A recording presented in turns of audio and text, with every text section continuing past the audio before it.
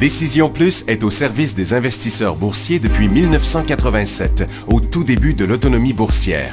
Notre logiciel de graphique Market Vision Plus et notre logiciel de code dynamique Trader Plus en ont fait sa renommée. Nous sommes encore ici parce que nous évoluons sans cesse et que nous servons bien nos clients.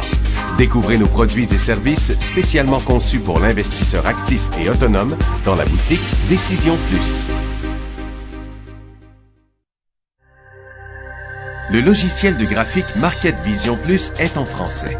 C'est le logiciel le plus utilisé par les investisseurs de chez nous. C'est lui que vous voyez dans le feu de l'action. Trouvez, classez et analysez plus facilement avec cet outil sans pareil pour suivre la bourse et prendre les meilleures décisions. Gardez vos titres à l'œil avec Market Vision Plus. Consultez la boutique Décision Plus pour en faire l'essai pendant 10 jours sans aucun frais, c'est garanti. Laissez-nous vous guider pour analyser la bourse et prendre vos décisions. Les analystes de Guru.tv feront tout le travail pour vous. De minute en minute, nous classons les titres selon leur situation technique. Nous révélons les signaux d'achat et de vente. Nous publions des recherches poussées et nous prodiguons des conseils en temps réel. Ça commence avant l'ouverture et ça se poursuit jusqu'à la fermeture des bourses. Profitez de chaque cycle boursier avec Guru.tv. Trader Plus, l'instrument du day trader. 50 codes qui clignotent en même temps. Autant de listes que vous voulez. Graphiques à la seconde. De 3 à 30 graphiques. Des alarmes à volonté. Des listes de codes préparées. Des modèles graphiques préparés. Prêts à faire feu. Achetez, vendez avec Trader Plus.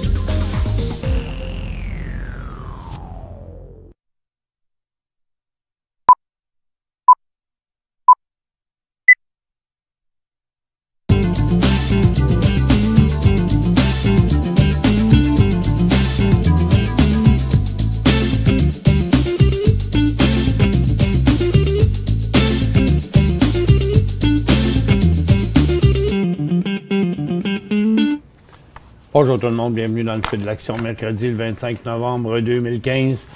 Des marchés qui se cherchent une direction, un peu de volatilité, il y a des choses qui montent, il y a des choses qui descendent. Là. Il n'y a pas vraiment d'informations sur les marchés. C'est bien plus une partie de day trading qu'encore aujourd'hui.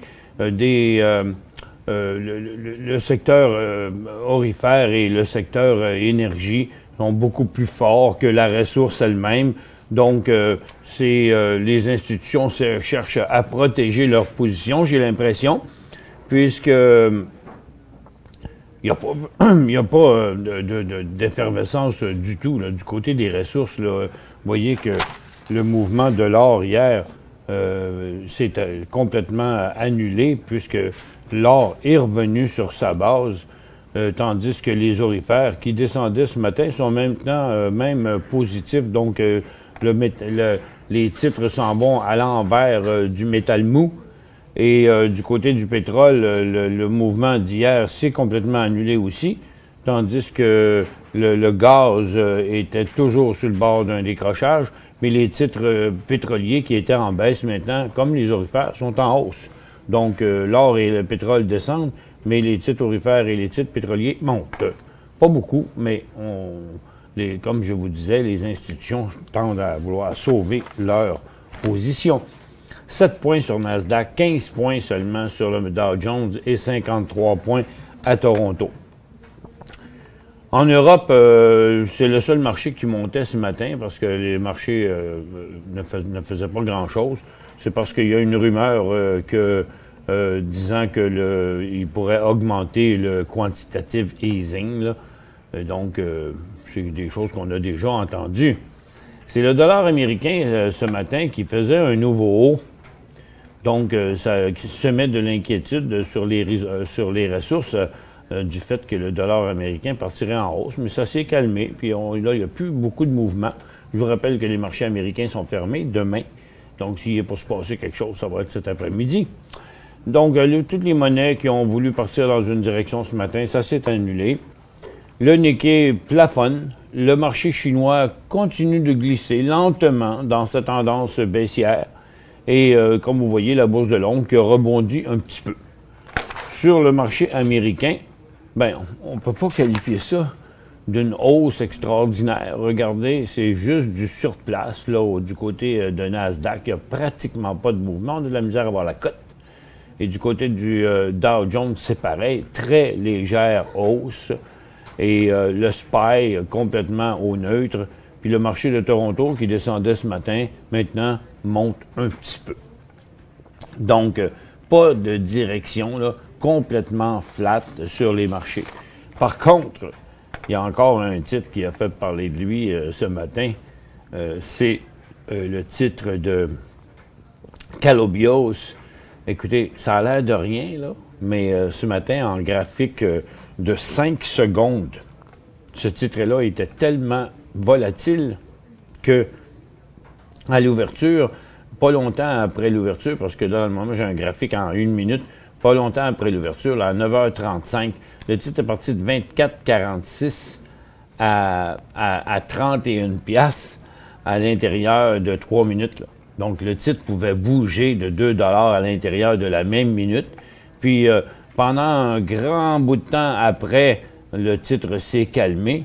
Puis là, ben, ça a été suivi tout dernièrement, je vais vous le montrer ici, dans des mouvements. Tiens, je vais vous mettre ça juste en 15 secondes, juste pour voir. Regardez en 15 secondes, à partir de 11h25, juste avant l'émission. En 15 secondes, le titre est parti de 28,48 à 29 $ à peu près, 48. Là. Donc, dans 15 secondes, il bouge d'1 $. Dans l'autre 15 secondes, il a monté de 50 cents. Puis après ça, à peu près en 1 minute, il a redescendu. Et juste ici, on voit de 29 à 27, 2 $ en 45 secondes. Fait que là, il y a encore de l'activité dessus. Puis je vous dis, on ne voit pas souvent des titres aussi actifs que ça. Bon, qui a monté encore ce matin, c'est PLI. Il y en a plein qui vont être contents d'apprendre ça. On va faire quelques nouvelles. Deere & Company, ça poussait à la hausse ce matin encore avec des résultats financiers très bizarres.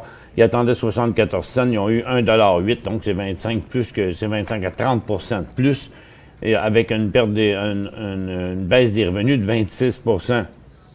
Guess attendait 11 cents, ils ont eu 15 cents, donc beaucoup meilleur, excepté que 11 % de baisse de revenus. Le titre est en hausse aussi.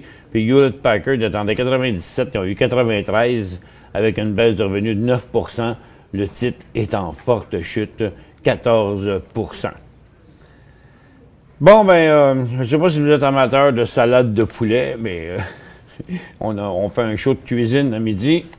C'est que la salade de poulet chez Costco a été liée à une éclosion de la bactérie E. coli dans 7 États américains qui auraient infecté au moins 19 personnes.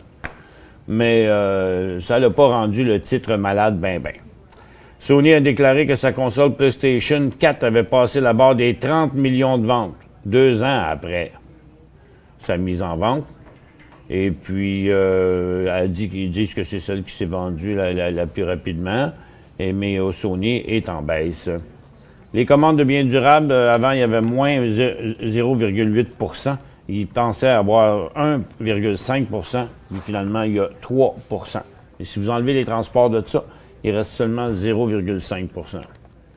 On a 2 nouvelles sur le marché canadien, une sur le Goldcorp et Teck, qui ont annoncé la finalisation de l'accord précédemment annoncé, qui vont combiner une mine ensemble à 50-50, qui vont appeler le projet Corridor. Puis les deux titres ne bougent pas vraiment beaucoup.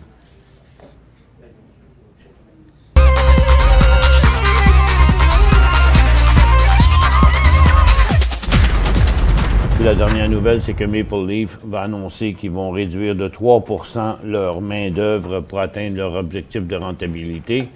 Et puis, le titre remonte dans sa tendance baissière. Il n'y a pas grand-chose qui se passe sur les marchés.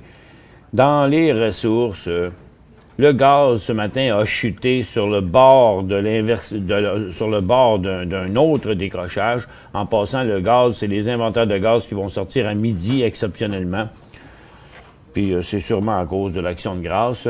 Donc, comme vous voyez, le gaz ce matin menaçait de chuter sur un autre niveau encore plus bas, juste avant qu'il soit sauvé.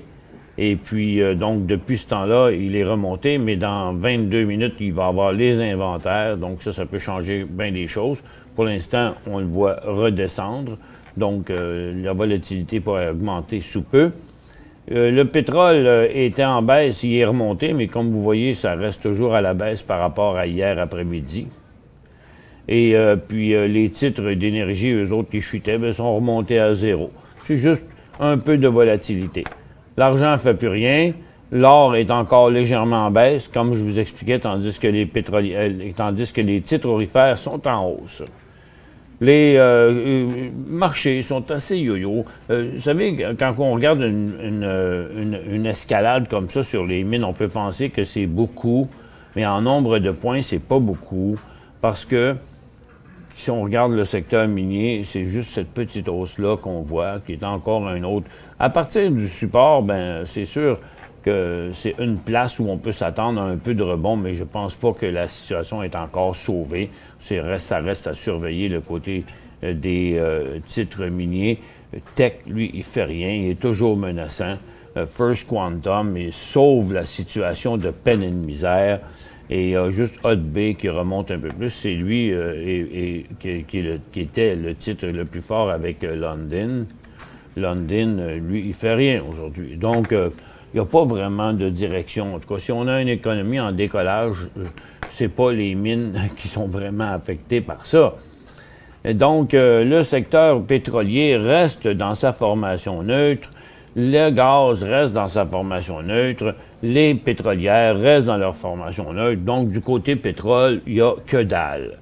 Dans les aurifères, l'or est à la baisse, les titres sont un peu à la hausse, mais tous deux restent dans leur formation neutre. Si l'or venait qu'à fléchir plus que ça, bien, ça va faire comme d'habitude. Les titres vont repartir de l'autre bord. Je crois que ça reste... Ou bien, il y en a qui s'attendent à ce que l'or va remonter, mais c'est bizarre quand même que le prix du métal reste sur le bord d'un décrochage, puis que le prix des titres demeure sur le bord d'un décollage. Là, c'est un peu bizarre. Donc, il vaut mieux pas chercher à trop anticiper pour l'instant sur ça. Dans les autres secteurs, on a un petit rebond de la consommation discrétionnaire. Bien, il y a Enercare qui est resté quand même fort à la hausse. Il y a Thomson Reuters qui décolle un nouveau cycle haussier aujourd'hui, mais avec un volume tellement faible par rapport à... On est à mi-journée. Le titre fait que 200 000 de volume. Il est capable de faire 1 million plus dans sa journée normalement. Donc, ça ressemble un peu à hier, des mouvements sans volume. Hudson Bay aussi inverse sa tendance baissière sur un volume minuscule, tout comme EMA aussi. Donc, je comprends pas comment tout ça peut arriver. Reitman, comme vous voyez, un gros mouvement à la hausse sur 39 000 actions transigées. Canadian Tire, son plus petit volume des derniers mois aussi, qui rebondit. Donc, ça sent l'arnaque, là, je trouve, cette affaire-là. Puis Auto-Canada, lui, il va avec un nouveau bas. Par contre, lui, sur un très gros volume, c'est beaucoup plus crédible de ce côté-là. Donc, où on s'en va vraiment sur le marché, c'est bizarre. Il semble que ça coûte pas cher d'empêcher le marché de tomber, puisqu'il y a des petits volumes, puis en plus, ce sont des titres secondaires qui l'empêchent de tomber. Les télécommunications, ça fait rien. Les services financiers, ça fait rien non plus. Encore une fois, il y a eu une tentative à la hausse ce matin dès l'ouverture. Les services financiers ont parti en baisse, sont revenus à zéro, ils ont tourné plus haut, maintenant sont rendus négatifs. Donc, il n'y a pas de direction, ce n'est que de la volatilité à court terme. Consommation discrétionnaire, tous les titres qu'on a vu monter, ça a ramené la consommation là, mais il n'y a plus de progression. La consommation de base, ça a poussé fortement ce matin. On a l'impression que ça va redescendre maintenant. Donc, c'est un peu le jeu du yo-yo. Regardez les titres industriels. Là. Sur le secteur, c'est quoi? C'est un petit rebond de Canadian National Railways puis de CP. Donc, en quelque part. Puis regardez encore là, le volume sur CP. 74 000. C'est vraiment faible là, comme volume. 413 000 sur Canadian National Railways, qui est capable de faire plus que 2 millions de volumes normalement dans une journée. Donc, sur des petits volumes, tout ça fait que ça me dit que c'est comme une manière d'empêcher les marchés de tomber, tout simplement. Après la pause, on a quelques questions à répondre. Et puis, tu sais, c'est comme on avait parlé au début de la semaine, c'est la semaine de l'Action de grâce. C'est demain, les marchés américains sont fermés. Historiquement, depuis les 5 dernières années, les marchés sont super tranquilles la semaine où c'est l'Action de grâce aux États-Unis. Pour joindre Michel Carignan et son équipe par courriel, écrivez à michelcarignan@decisionplus.com. 5 bonnes raisons de gérer vos investissements avec Banque Nationale Courtage Direct. Des frais de commission fixes à 9,95 en tout temps pour tous les clients et à partir de seulement 6,95 si vous êtes un investisseur actif. Aucun frais d'administration annuel si vous détenez plus de 20 000 $ dans vos comptes. La possibilité d'ouvrir des comptes enregistrés en devise américaine.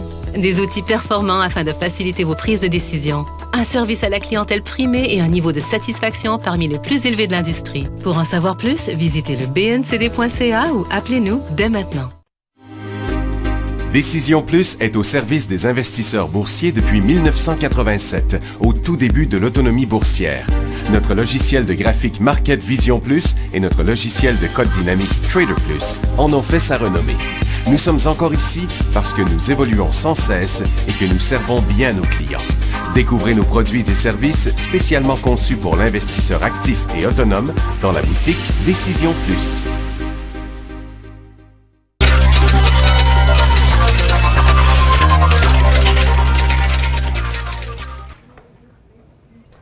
Bon retour, mesdames et messieurs.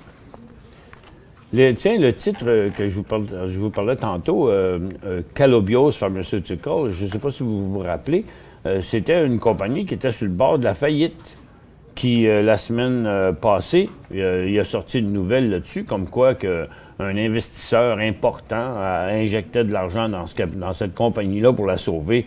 Mais non seulement ça l'a sauvé, mais ça l'a rendu une des compagnies les plus actives sur le marché depuis très longtemps, parce que le titre, on va le mettre comme ça, tiens, le titre est parti de 1 $.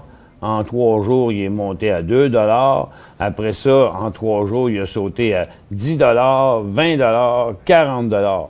Mais le lendemain, il est parti de 40, il est redescendu à 20. Juste aujourd'hui, il a fermé hier à 18,28. Mais aujourd'hui, il est allé à 30, presque 32 piastres. Donc, ça commence à être du gros mouvement. Donc, c'est loin d'être fini, ça, en day trading, pour l'instant. Regardez donc qui a fait un élan à la hausse aujourd'hui. Prometic Life Science, qui est reparti dans un élan haussier avec un volume à mi-journée. Il a atteint son volume moyen, même dépassé son volume moyen. Maintenant, au niveau des questions, qu'est-ce que j'ai ici? Achat PHM, bon, PHM, on en a beaucoup parlé de PHM. PHM Home Monitoring, il se corrigeait hier. Puis, comme j'expliquais hier dans les cours, le titre a inversé sa tendance baissière. Donc, les oscillateurs, comme le stochastique, dans les tendances baissières, on suit les signaux de vente. Dans les tendances haussières, on suit les signaux d'achat et pas les signaux de vente. Donc, on ne peut pas suivre le signal de vente là parce que le titre avait été très fort. Il a monté sur des gros volumes, il est redescendu sur des petits volumes. Donc, c'était à prévoir qu'il s'arrêterait là bientôt. Il recommence à monter aujourd'hui. Et là, vous dites, vous l'avez acheté le 19 octobre au coût de 56 cents. Là, il vaut 70 cents. Donc, pour l'instant, ce que vous pouvez faire, vous voyez là, ce serait vraiment, son mouvement serait inversé en dessous des 65 cents. Donc, comme vous avez une certaine marge de manœuvre, vous avez le choix d'en vendre la moitié ici, vendre le reste à 62, ou tout simplement vendre à 62 la totalité si jamais il repartait par en bas, puis prendre une chance de le garder au complet. À moins qu'il ouvre un matin à plus bas, mais c'est une chose qu'il ne fait pas souvent, des gaps, il en fait même presque jamais.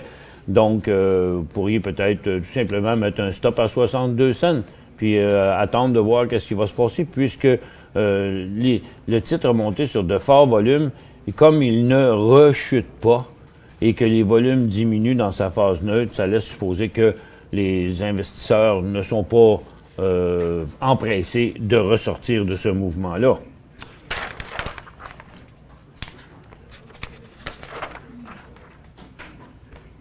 Pourquoi il y a eu un arrêt de transaction sur Anamix la semaine dernière?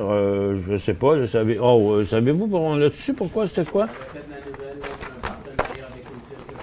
OK. C'est un partenariat avec une firme qu'on ne se souvient plus du nom.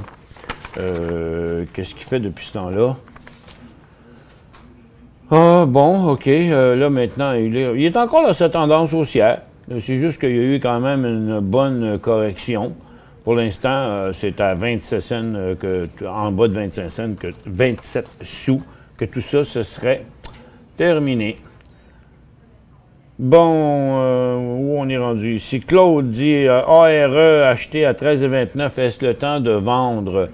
Bien, 13,29, c'est à peu près ici, là. 13,29, 13,29, c'est ici. Donc, votre profit, présentement, il est ici. Donc, ça, fait que c'est le ballon de vos profits. Moi, ce que je suggère, c'est qu'avec le niveau de support qu'on a ici, on oublie ça, l'ensemble du support est là.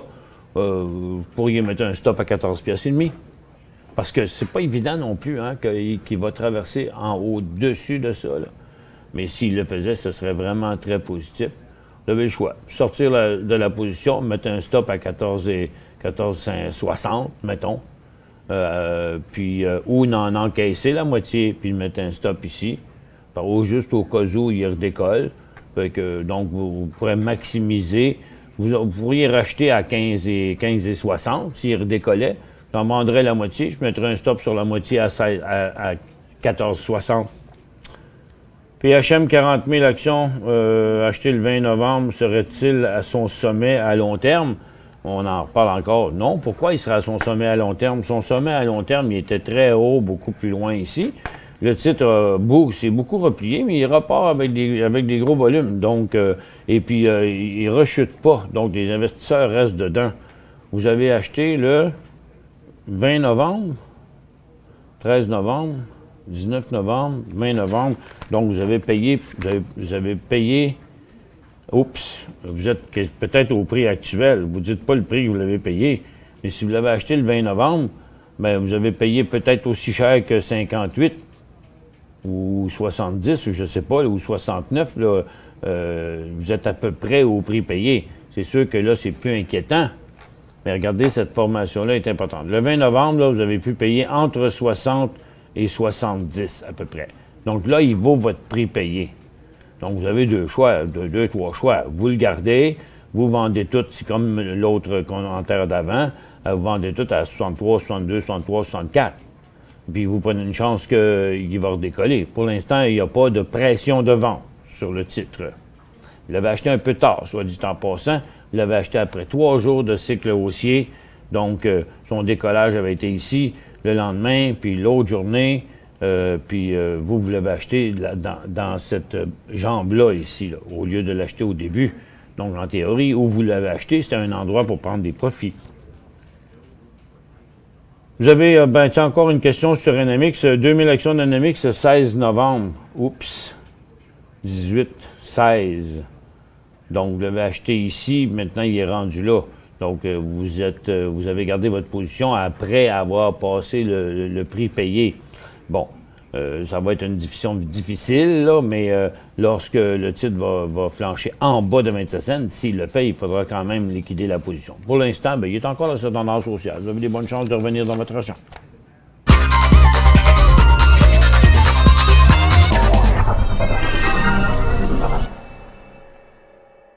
5 bonnes raisons de gérer vos investissements avec Banque Nationale Courtage Direct. Des frais de commission fixes à 9,95 en tout temps pour tous les clients et à partir de seulement 6,95 si vous êtes un investisseur actif. Aucun frais d'administration annuel si vous détenez plus de 20 000 $ dans vos comptes. La possibilité d'ouvrir des comptes enregistrés en devise américaine. Des outils performants afin de faciliter vos prises de décision. un service à la clientèle primé et un niveau de satisfaction parmi les plus élevés de l'industrie. Pour en savoir plus, visitez le bncd.ca ou appelez-nous dès maintenant. Laissez-nous vous guider pour analyser la bourse et prendre vos décisions. Les analystes de Guru.tv feront tout le travail pour vous. De minute en minute, nous classons les titres selon leur situation technique. Nous révélons les signaux d'achat et de vente. Nous publions des recherches poussées et nous prodiguons des conseils en temps réel. Ça commence avant l'ouverture et ça se poursuit jusqu'à la fermeture des bourses. Profitez de chaque cycle boursier avec Guru.tv.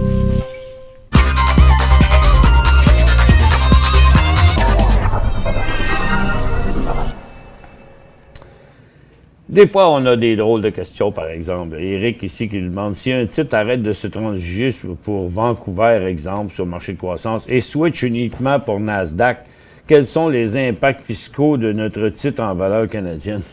Écoutez, franchement, écoutez, là, on fait de l'analyse technique, là, pas de la fiscalité. Là. Je ne peux pas vous répondre à quelque chose de même. Il faut vous poser cette question-là à un comptable ou à votre courtier. Bien plus qu'à nous. C'est pas notre travail de faire ça. Je suis désolé, Éric. Red dit qu'il a acheté 20 000 CST à 29. Que faire? Ben, écoutez, CO2 Solution, il va pas si mal. Il est tranquille dans ses volumes. Là. Il a fait du gros volume au mois de mai ici. Il n'a pas tout reperdu. Il a perdu la moitié de sa hausse. Là. Ça a été long un peu. Mais regardez, maintenant, ses creux sont plus hauts les uns que les autres. Il y a une triple résistance ici. Donc, je dirais qu'il y a un vent positif. Mais c'est une petite brise, là, parce qu'il n'y a pas de volume. Mais je croirais bien que si le titre passait, ce qui a bien l'air à se préparer à faire, que si le titre passait les 25-26, là, que le volume augmentera à ce moment-là. Pour l'instant, moi, je le garderais. Il n'y a rien qui indique qu'il va se passer quelque chose de négatif puisqu'il remonte. Là. Moi, je le conserverais. J'aurais espoir que vous allez remonter dans votre argent et même plus. Et GBU, Gabriel Resources, vous avez payé 46. Oui, puis depuis ce temps-là, il y a beaucoup de signaux de vente qu'il y a eu sur ce titre-là. C'est un des titres aurifères les plus faibles. Et puis là, il glisse encore en plus. Il y a pas beaucoup de transactions ni de volume sur ce titre-là. Il y a des gros blocs que je suis en train d'enlever, là. Puis il y en a encore d'autres ici, mais en général, il ne se transige pas beaucoup. Regardez, 121 000 actions aujourd'hui. Est-ce que le titre va finir par faire quelque chose? C'est une bonne question que vous avez là. 4 000 actions, que vous avez payé 46, que là, ils valent 20 cents. Peut-être devriez-vous sauver ce qui reste, là. VRX, achat 110 $. Ouch! Là, il a bien été quand même. Hein? Écoutez, 110, vous êtes rendu à 119, faites quand même presque 10 %. Là, pour l'instant, la formation est quand même pas pire. Il semble avoir vécu le pire. Pour l'instant, il a inversé sa tendance baissière. Son creux était ici. Il y a un nouveau creux qui est là. Il y a toute l'apparence de vouloir donner un autre coup. Je vous dirais, vous avez payé 110, mais là, pour l'instant, l'inversement, ce sera à 112. Je sais pas. Qu'est-ce que vous penseriez de protéger votre position en vendant la moitié? Si vous en vendez la moitié, votre coût de revient, puis là, il est à 100, mettons 120, donc votre coût de revient serait à 100 $. Donc, ça ferait baisser votre coût de votre break-even à ce prix-là. Dans le moment, il est plus ici, OK? Donc, à 110. Fait que là, dans un rien de temps, il pourrait descendre au prix que vous avez payé. Si vous en vendez la moitié ici, ça fait reculer le prix de revient de celle que vous possédez jusqu'en bas. Ça vous donnerait le temps de vendre. Moi, je dirais, j'en vendrais la moitié, puis je mettrais un stop à 112, si j'étais vous. Bon, un autre encore question sur PHM. 1000 actions PHM à 49 cents, vendre à quel moment? Ben, vous êtes in de monnaie, c'est la même réponse que tout le monde. Moi, je dirais à 64, 63, 62, dans ce coin-là, ici. Puis vous seriez toujours à profit. Donc, je calcule que ça vaut la peine de le garder. FM 6, à 6,2 en moyenne. À 6,2, il vaut 5 piastres. Écoutez, sur tout ce qui est le cuivre présentement, là, on est vraiment sur un creux important. Ça rebondit dans le moment. Ce serait un peu catastrophique si ça plantait en bas de ça. Mais j'ai espoir qu'on a peut-être rejoint le creux à long terme. Donc, il est à 5 $. Je vous dirais, ce serait à conserver. Mais par contre, l'idée, c'est qu'à partir de 4,40, ce serait vraiment un mouvement très négatif, là. Disons que c'est dur à évaluer, là. Pour l'instant, j'ai tendance à croire que, regardez, sur le secteur minier, on a un gros double creux, ça rebondit un peu présentement. C'est la situation que fait à peu près tous les titres. Il y a juste Tech qui a graffiné un peu à travers, mais First Quantum, puis Hot Bay, puis Sherritt se tiennent plus haut. Thompson Creek, c'est un cas à part. London aussi se tient là. Je dirais, s'il y avait une accélération à la baisse, je me retirerais temporairement, quitte à les racheter encore plus tard. Et puis, Kinross, avez-vous acheté ça hier? Kinross à 2,30, 10 000 actions, je garde ou je vends 2,30. Vous avez 10 000 actions. Bien là, pour l'instant, moi, ils me font peur. Vous avez un petit profit ici. Je réduirais ma position de moitié. Parce que, regardez, l'or reste en baisse. Les titres orifères montent, mais l'or reste en baisse. Ça pourrait dégonfler dans un rien de temps. Moi, je protégerais ma position ici en vendant tout simplement la moitié. Puis après ça, en mettant un stop au prix que vous les avez payés. Bon, ben, merci à tous d'avoir été là. Demain, c'est l'Action de grâce. Ça va être un marché quand même tranquille, mais on est là quand même.